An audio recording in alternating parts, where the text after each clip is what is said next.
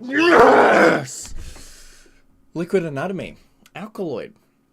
Second album from this band.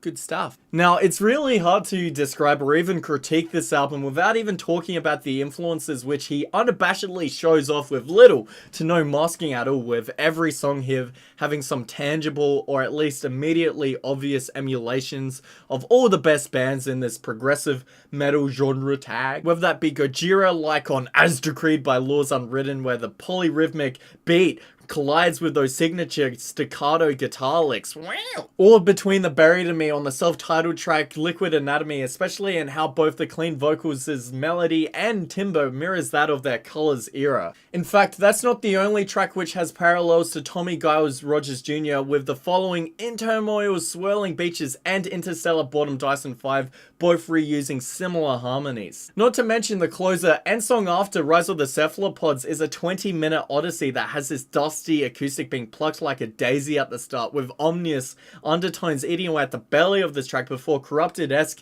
vocals come to the fore, reinforcing that distinctly Japanese stylization of funeral doom metal. It then unwinds into a melodic branding of progressive metal, which again is not unlike Between the Buried and Me. Everything from those growls or the spastic transitioning and structure, the guitar work as ever remains a highlight as it delves deeper and deeper into faster tempos, more inspired instrumentation, and kick drums that just won't stop pounding. I can't help but bring up As Decreed by the Laws Unwritten again though, because it is a standout track exactly for that Gojira worship. And the thing is, it could have just stopped at the 5-minute mark, but one of the best qualities about Gojira is just how hypnotically and melodically engaging their grooves are, so to drag it on even further only works to this song's benefit, funnily enough. And this is just mental. It just slays. It's fucking brilliant. You should listen to it. Now, I've even seen people attribute Yes's Owner of a Lonely Heart on a riff on the opener Kernel Panic, though I can't really comment on that because I actually haven't heard that Yes song. Yet even still, the crisp tone of the guitar and his arpeggiated solos and riffs did grow on me a lot, even reminding me of Animals as Leaders and just how smooth it sounds. There are also obvious strands of Tool in, say, the delayed whirling guitar tones in the opener In Turmoil's Swirling Beaches, not to mention the drum work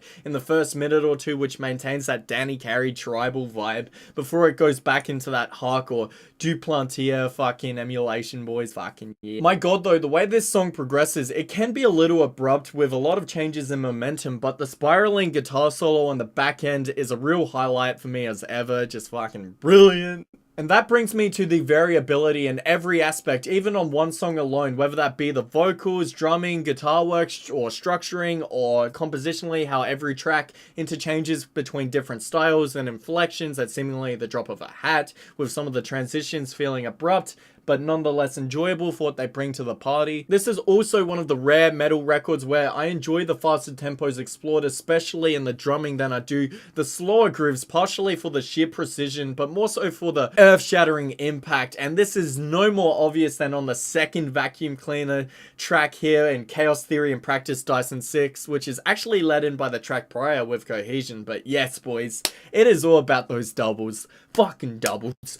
Now, some blokeroos really hate the production on this, especially some of the blast beats or kick drums, not to mention the cymbal hits being too high in the mix. But to me, it doesn't sound discernibly terrible anyway. I mean, I had a fucking good time. You know, I've got pretty good headphones, had a good time, hanging whatever, mate. The vocals can be a little rough around the edges, depending on what inflection he adopts. For example, his Harkin/Maynard-like performance, also on Chaos Theory and Practice, really does take me away from the instrumental, and not in a particularly good way either. Some of his cleans on the self-titled track Liquid Anatomy stand out as being hoarse and reedy again, combining with blatant still life-esque opeth guitar work, which it really shouldn't have to. You might notice at this point as well how many comparisons of influences I've already made without particularly explaining or delving into their fusions once they are mixed together, and that's because there are simply no real fusions on this album at all. Each passage stands out as sheer emulations of one driving sound, yet without establishing one of its own,